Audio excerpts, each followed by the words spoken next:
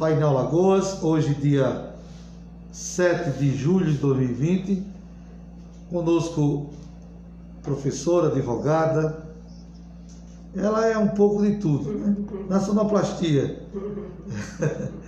Belf, rádio A Voz no estúdio panorâmico, como sempre, nós temos uma situação muito confortável, que significa um agendamento já praticamente então de agosto.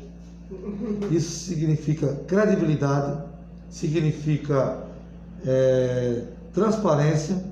Olha aí, o assessor do Francisco Salles já está ligado, né? Vamos lá, ele vai ser falado. Os 21 vereadores serão comentados um por um pela Maria Tavares. Maria Tavares, bom dia. Bom dia, pastor. Muito bom estar aqui novamente com todos vocês. Uma rádio que traz muita credibilidade e que vem aqui pessoas que realmente têm compromisso com o que é público, né? E tem a liberdade de falar o que pensa. Acho que todos os maceioenses e alagoanos, né, que a rádio tem uma extensão além de Maceió, deveriam realmente ouvir aqui o pessoal que vem aqui, porque tem muita informação, muita credibilidade. Eu gosto muito de estar aqui, sempre que eu venho aqui, para mim é um prazer estar aqui com vocês. E estou à disposição para a gente esclarecer. Acho que a conscientização da sociedade é a melhor forma que a gente tem hoje de combater qualquer mal, o vírus, a corrupção, enfim, o que a gente pensar de ruim que vem da sociedade, a gente pensa em conscientização, um trabalho de conscientização. Hoje pela manhã mesmo, já entrando aqui no assunto do vírus, né, eu tuitei no meu Twitter uma coisa que para mim é o essencial. Muita gente está culpando o poder público por essa propagação do vírus. E na verdade essa contaminação do vírus depende da postura individual de cada um de nós. Então estamos aqui na rádio, todos de máscara, todos com álcool gel, e isso é que faz com que, se eu me protejo, a proteção de todos está garantida, que estão ao meu redor. Então é como no trânsito. No trânsito, se você andar na contramão, você vai estar expondo a sua vida a um risco e expondo a vida de outras pessoas que estão no trânsito a um risco. Mas se você não andar na contramão, ninguém está em risco, né? Você anula aquele risco. Então acho que o mais importante hoje é anular o risco. Quanto mais a gente conseguir se proteger, e aí o brasileiro tem uma cultura que eu acho terrível, que é a cultura de ridicularizar quem se protege. Então, por exemplo, eu já tive amigos meus que disseram assim: você passa muito álcool na sua mão, não precisa passar tanto álcool. Eu também passo. Então assim, as pessoas têm a cultura de achar que é um exagero passar muito álcool, e não é, né? Eu tenho um amigo que perdeu o pai que ele diz: nada do que você fizer vai ser exagerado, ainda que você ache exagerado. Né? Nada. Nesse sentido. Nesse sentido. Então, se as pessoas se conscientizarem dessa forma, que não existe exagero nessas condutas de proteção, quanto mais você se proteger, quanto mais você deixar de ir a lugares sem necessidade, melhor. Então, se você puder evitar estar passeando na rua, se você puder evitar fazer coisas desnecessárias e supérfluas, evite, porque essa conduta vai ajudar a salvar tanto a sua vida quanto a vida de outras pessoas. Então a gente reclama tanto de falta de empatia dos nossos representantes, mas a gente precisa também ter a consciência de que essa empatia precisa partir de cada um de nós. E é esse ponto que a gente precisa melhorar como cidadão. Vamos falar sobre política. Vamos. 2020. Vamos falar sobre Braskem. Vamos. E vamos falar do que está acontecendo com a fiscalização do dinheiro do governo federal. Ontem eu estive com a vereadora aqui, Camila Brasil, de Atalaia. Sim. E ela falou dados delicados que a Atalaia tem recebido do governo estadual. E Não, do governo federal vem 5 milhões em 2 parcelas, 2 milhões e meio, e ela está preocupada que nenhum respirador foi comprado. Quase 700 mil reais de março para cá já receberam. Nesse ato, nesse intervalo, nada investido. Coisas bobas. Sim. Que gasta 20, 30, 50 mil, 100 mil reais. E o restante? Sim. E os vereadores calados. Sim. Em atalaia. Sim. Então essa prática contagia, né? Outros poderes legislativos.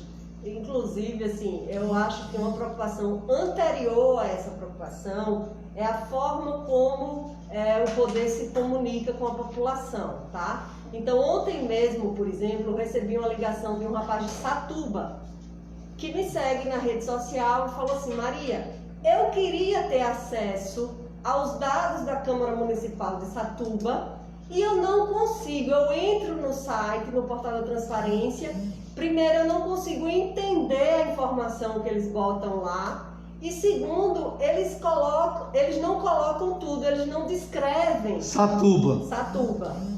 E aí ele entrou em contato comigo, me pedindo ajuda, porque eu faço essa leitura aqui em Maceió, e ele disse: como você já tem a prática em Maceió, talvez você consiga me ajudar aqui em Satuba.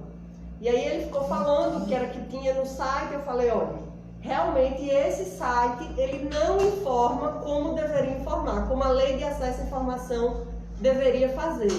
Então, por exemplo, quando a gente fala Satuba, e agora que você está me falando de Atalaia, é muito importante que, antes de tudo, o poder público preste a informação, que você consiga entender a informação.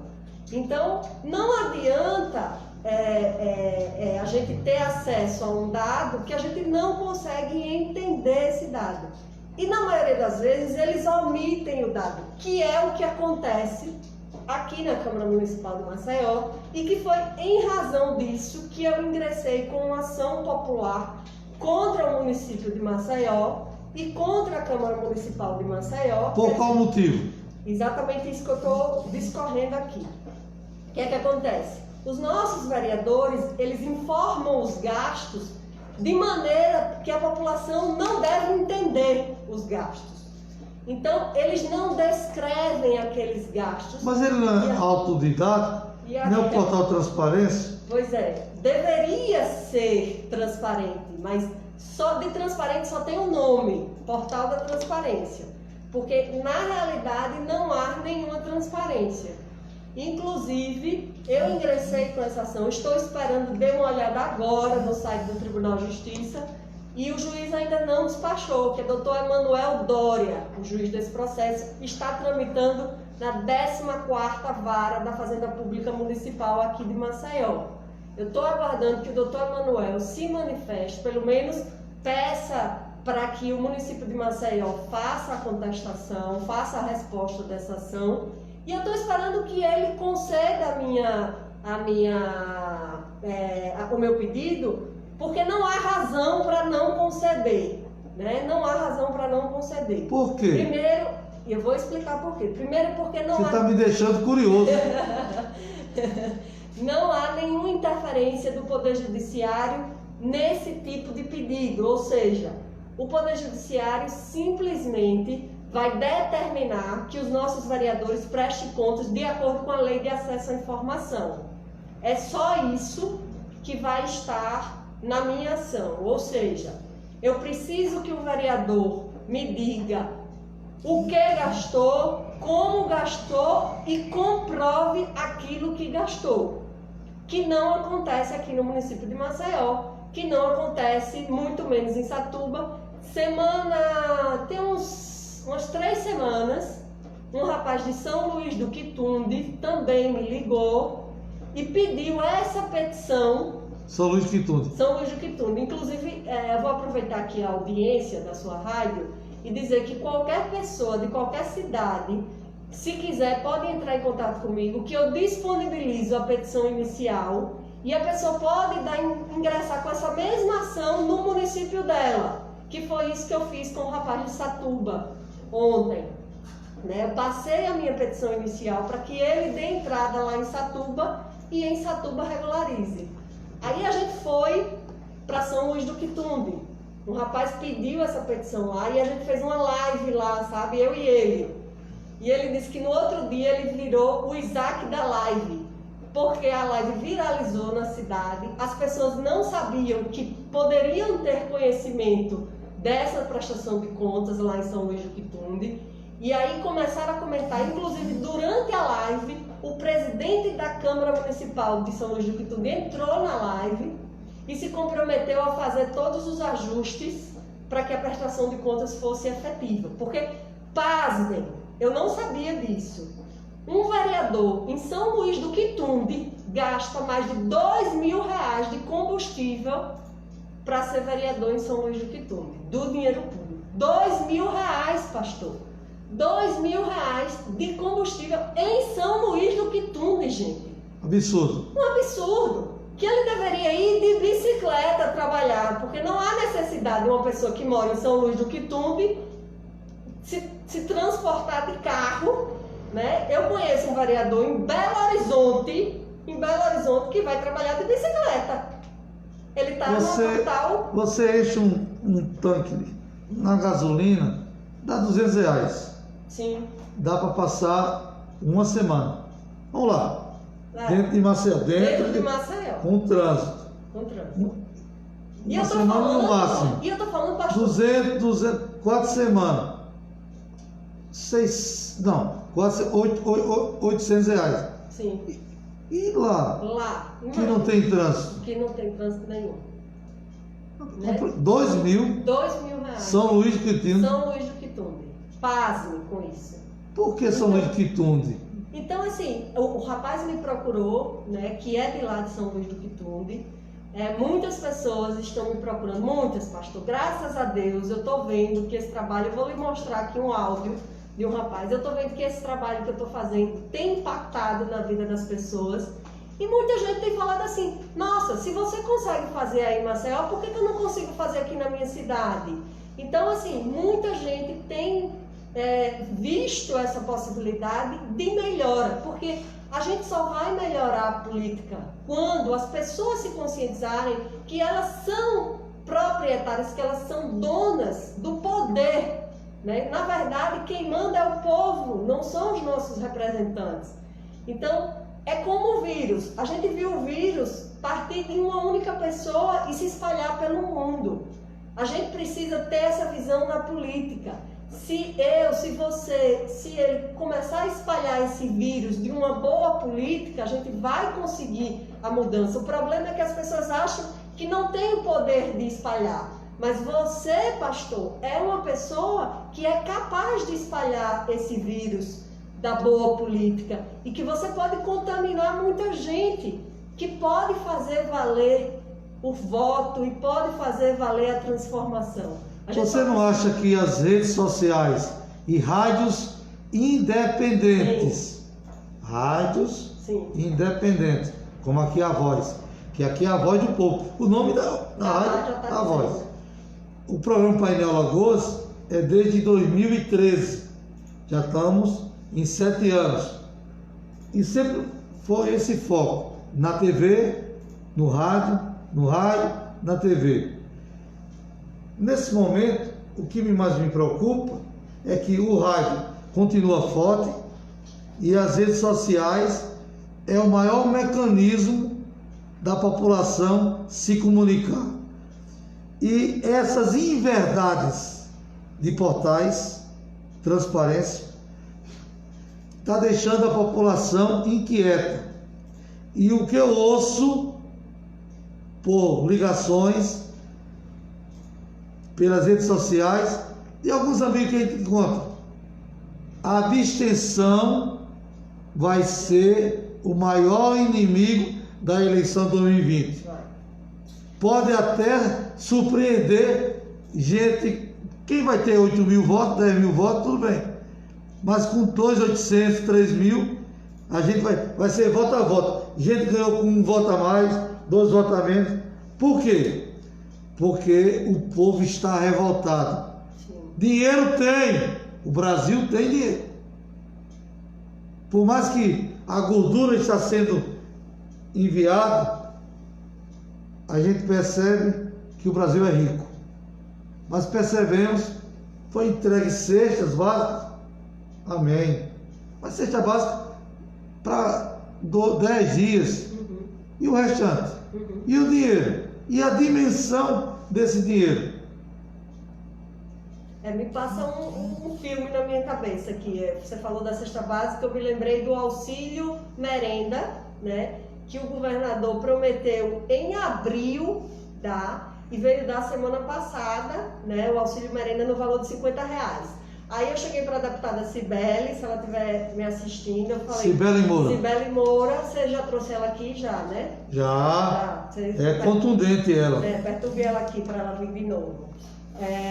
Aí falei para a deputada Cibele, Cibele, eu gostaria de saber sobre o retroativo, porque ele prometeu em abril, as aulas estão paradas desde março, então tem o mês de abril, tem o mês de maio e tem o mês de junho. Para onde foi o dinheiro de abril, maio e junho da merenda, que ele não pagou? Ele só veio pagar agora em julho. Então, cadê o dinheiro? Cadê os R$50 do aluno? Porque ele não ofereceu merenda porque a escola estava fechada em abril. Então, não comprou merenda em abril. Então, o dinheiro ficou guardado. Não sei, eu quero saber onde está esse dinheiro, né? Onde é que o governador colocou esse dinheiro? Porque eu não sei, até agora eu não sei. E ele simplesmente disse que vai pagar julho e os meses adiante. Tudo bem, graças a Deus que ele vai pagar os próximos meses. Você quer dizer que o governador prometeu pagar R$50? Está no site do governo de Alagoas, na agenda do governo. Você bateu o print já? Já bati. Está aqui. Porque computador digitado. Está aqui, na agência do Digita e deleta. Se você colocar aí R$50 merenda, você vai achar no site da agenda do governo do estado de Alagoas, o governador dizendo que iria destinar, através da Secretaria de Educação, que na época era o Luciano, o secretário, iria destinar o dinheiro da merenda, como a escola. Eu estou com a assessora da deputada Cibele Moura e a Maria Tavares. Sim. Mencionou com muito lado positivo a atuação da deputada, onde diz que cobrou da deputada o auxílio merenda que o governador Renan Filho, estou aqui na rádio A Voz, onde a deputada foi muito contundente aqui no painel Alagoas, muito educada, mas contundente, tem sido uma voz de oposição. Eu estou aqui com a assessora da deputada Cibele Moura. Sim. E estou dizendo a ela aqui que verdadeiramente está sendo bem falado o nome dela. Então, ela cobrou isso, né? Teve uma atuação dentro da Assembleia, atrás desse valor. O valor saiu agora, né? Começou a pagar agora, mas existia um problema aí. Para mim, eu vejo como uma deficiência. Não saiu dinheiro? Os meses de abril, não teve aula em abril. Alguém teve aula em abril? A escola teve aula em abril? Mas foi publicado? Teve aula em abril? Não teve. Teve aula em maio? Não. Teve aula em junho? Não. Algum aluno comeu a merenda de abril, maio e junho? Não teve aula, a escola estava fechada. E cadê esse dinheiro da merenda? O Alan vai responder. Cadê? É isso que eu quero saber, para onde foi esse dinheiro? Vixe, meu Deus. É só isso que eu quero saber. Não, acho que é um dinheiro que deveria estar, como vai ser colocado agora, na conta do aluno, né? Mas dos pais dele. Retroativo? Não, é isso que eu estou perguntando. E cadê o retroativo da merenda? Eu quero aqui dizer a SECOM do Estado, Sim. Secretaria de Comunicação, que está à disposição o direito de resposta. Sim. Porque, de uma forma, está sendo cobrado algo que foi prometido pela boca do excelentíssimo senhor governador Renan Filho. Em abril ele prometeu, né? E começou a pagar agora em julho. Então, assim, teve um lapso aí de tempo.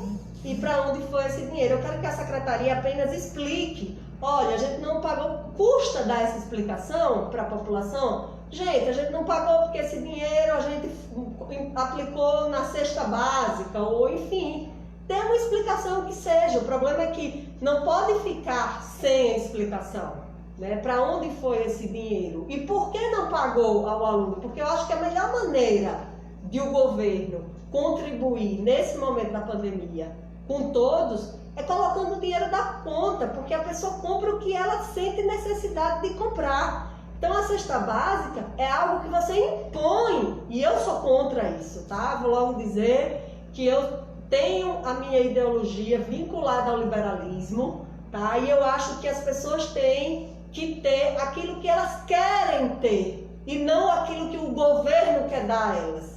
A lógica é diferente. Isso é comunismo. Então quando eu dou o dinheiro a você, eu compro o que eu quero. Você compra o que você quer. Isso é ser liberal. Então isso é a base, digamos, dessa ideologia. Então é dar autonomia às pessoas para fazer o que elas quiserem fazer da vida delas. E não aquilo que o governo quer. Tem um amigo meu que diz: quando o governo bota as patas dele na vida do cidadão, pode dar merda, vai dar merda. Então eita, falei merda aqui ao vivo na rádio, mas é bom que é ao vivo. Desculpem, audiência. Ao vivo. Não. Me desculpa, porque eu fico tão irritada com esse tipo de conduta do governo.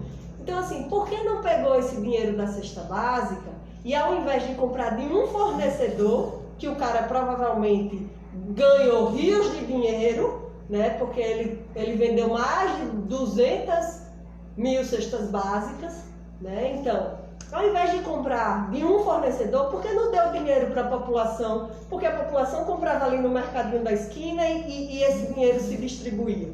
Uma coisa que eu faço sempre, e aconselho a todo mundo que faz, porque eu acho que distribui renda, é dar gorjeta. Hoje eu passei a dar gorjeta em tudo que eu faço. Então eu vou no supermercado, o rapaz do supermercado me ajuda, eu dou uma gorjeta a ele. Eu peço uma comida pelo telefone. Não é que você não dava antes. Você não. Agora colocou mais em prática. Agora eu dou em tudo, absolutamente tudo que eu faço, entendeu? Por que essa mudança? Porque eu acho que as pessoas estão mais carentes, né? Estão trabalhando menos e estão precisando desse dinheiro. E eu preciso distribuir esse dinheiro por onde eu passo. Então eu estou colocando em prática. Muita gente fala assim, a gente viu a questão do Uber, né, da semana dos motoboys de iFood, Uber Eats, fazer um protesto porque o valor estava muito pequeno. Mas quando você pede no aplicativo, tem uma opção lá, dar gorjeta ao motoboy que vem entregar. Então assim, as pessoas podem ajudar essa classe, complementando a renda deles, dando uma gorjeta. Então tem lá R$5, R$2, que não vai fazer diferença num lanche que eu vou pagar R$20, eu vou pagar 22, por exemplo. Então assim, para mim é muito pouco e para o cara faz muita diferença. Porque se cada um der R$2 a mais, ele vai ter um plus na renda dele, né? De sei lá, R$20 num dia, R$30, enfim. Ele vai conseguir gerar mais renda para ele. Então acho que tem que partir da consciência de cada um de fazer essa política melhor, né? de compreender a situação do outro e distribuir melhor essa renda. Braskem, interessante que a prefeitura como o governo do estado não se uniram na briga. Um queria ser o pai da criança e não houve um acordo. Mas interessante, o Covid conseguiu fazer esse acordo. Foi. Mas nesse meio não existia calamidade pública. Talvez fosse o motivo. Deixa a gente pensar isso. Então agora SOS Bebedouro, você passou faixas. A população está assustada. A Braskem começa a fazer, está explodindo tudo, zoada. E ninguém, um só vereador, que é o Salles, dá César que é de César. Dá César. que é de César. Experimentou os dois lados. Sim. Isso é fato. Sim. Passou muito tempo com o prefeito. Sim. E agora é a oposição. Mas o que nós percebemos é que não existe audiência pública, que não está dentro da capital. Cadê os 21 vereadores para pressionar Braskem? Os moradores estão desesperados. Eu tenho uma igreja aqui no Brejal, no Flechal de cima, e o pessoal está. A igreja, onde nós temos, as paredes trincadas, casa de primeiro andar, vizinha à igreja, do primeiro andar até embaixo, três linhas de trincas. Então, vai morrer gente. E ninguém provoca uma audiência pública agora. Maria Tavares, eu estou preocupado. Eu lamento muito que a política ela se pauta realmente nas questões de acordo com a ordem financeira e com a ordem também dos interesses e que não deveriam estar... Como é? Que não deveriam estar naquela pauta, digamos assim. Então, o político hoje, ele só fala em coronavírus, porque é o que dá audiência, é o que dá pauta. Ele não mais se preocupa, como você está dizendo. Ninguém veio aqui, só o Francisco Salles, né, teve aqui. Inclusive, eu queria... Não, teve o Mauro Guedes aqui, mas foi o ano passado. Sim. Depois do marcamos, ele marcamos, a esposa dele adoeceu, teve até consideração. Disse que, e lá para cá, sumiu. Estou falando o vereador do bairro. Sim. O único vereador do bairro, tem um segundo, que dá a cara a tapa, mas já comeu do outro lado, mas está batendo, é o Francisco Salles. Bebedouro está morrendo.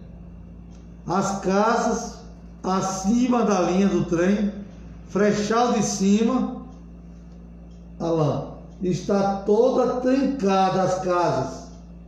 Uma boa parte. Então, O pessoal fala muito Mutange e Pinheiro. Tem o Bom Parto. Agora Vila Saí também está trincando. Então, por que a Câmara Municipal, em vez de estar preocupada com o buffet, provoca uma audiência pública? Então, eu abri aqui a prestação de contas de Francisco Salles, que eu tinha falado sobre ele numa live, e olha que interessante esse caso dele, vou mencionar aqui, porque achei super interessante. O Francisco Salles, em janeiro, ele gasta a quantia de verba de gabinete no valor de R$10.400, 10 mil em janeiro. Em fevereiro, ele reduz para 9.421.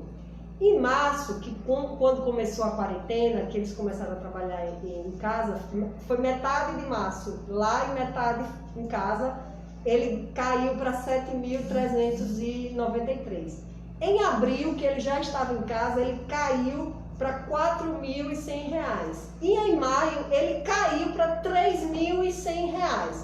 Ou seja, apesar de eu discordar com algum dos gastos que ele apresenta, mas ele apresenta um raciocínio lógico de gastos dentro do ano de 2020, onde, no momento em que ele está trabalhando na Câmara Municipal, ele tem um valor de gasto. No momento que ele está em home office, ou seja, que ele teria em tese que reduzir esse gasto, porque não tem gabinete funcionando dentro da Câmara, está todo mundo em casa. Então, assim, você não consegue conceber que um vereador, em maio, que estava em casa, gasta R$10 mil de verba de gabinete. Até mais, né? Tem gente que gasta mais, né? Até tem gente que gasta mais. Ele gastou R$3.100 na verba de gabinete dele no ano passado, ou no mês de maio, no mês passado, né? Aí você pega, por exemplo, eu vou pegar aqui um outro exemplo só para fazer um comparativo. Você tem alguma sugestão de... O Kelma, pronto. Vamos pegar os gastos do Kelma. Eu não vi ainda, estou chutando aqui. Mas olha, o Kelma é um vereador que gasta R$10.750 em janeiro, em fevereiro ele vai R$9.500, aí em março ele volta para R$10.600 em abril 10.400, em maio 7.600. Então assim, veja, o mês de abril, que é um mês que ele ficou todo em home office, né, que ele não tinha trabalho dentro da Câmara, que a Câmara estava em isolamento, ele gastou R$10.400. Vamos para os 21. Lobão, eita, Lobão. vai pegar fogo. Lobão, vamos ver. Lobão. O Lobão, para mim, eu fiz essa crítica semana passada, inclusive vários seguidores, seguidores não, né? Acho que trabalham lá com o Lobão, eleitores do Lobão, vieram me criticar. Disseram até que vão mandar me prender, viu, pastor? E vão mandar me prender, que eu devia estar presa. Você vai estar presa onde? Aí eu disse que eu estou aguardando o mandado de prisão. E Por quê? E por favor, algema PP, porque se a algema for muito larga, cai aqui que eu sou magrinha. Viu? Por favor, algema PP. Qual foi seu crime? Porque eu falei do gasto de telefone do Lobão, né? Que é um gasto que a gente já tinha falado aqui na rádio. Sim. Né? Inclusive a gente ligou lá para o gabinete dele, eu não sei se você Ligamos ao vivo. Pois é. O Lobão é um cara que gasta R$2.000 e poucos reais de telefone por mês. É a NASA, R$2.800. Por exemplo, em maio, agora, ele gastou R$2.832,51 de telefone. De telefone. Certo? Então, assim, até falou um amigo meu... Disse, abril e maio? Não. Só em maio ele gastou 2.800. Abril. Vamos ver abril. Que não houve sessão, tudo foi... Maio também não houve, né? Vamos trabalhar em cima de abril e maio. Pronto. Abril ele gastou 2.847,90 de telefone, tá? O total dele em Abril e maio. Abril e maio. Em abril foi 10.767, em maio 10.632 reais. Então você veja, comparando com o Francisco Salles, que gastou 3.100, né, em maio, ele gastou 10.632 reais. Ou seja, ele excedeu 132 reais. Ele só pode gastar 10.500. E aí ele deve fazer a compensação no mês que vem desse valor de 132 reais, que ele pode fazer essa compensação. Vamos para o intervalo cultural. Beleza. Porque a senhora vai fazer um apanhado abril e maio dos 21 vereadores da Câmara. Certo. Porque é importante a população fazer sua avaliação. Certo. Né? Quem está tendo cuidado com o dinheiro público e quem está sendo irresponsável. Eu acho que está na hora dos 21 solicitarem uma audiência pública com a população e a Braskem.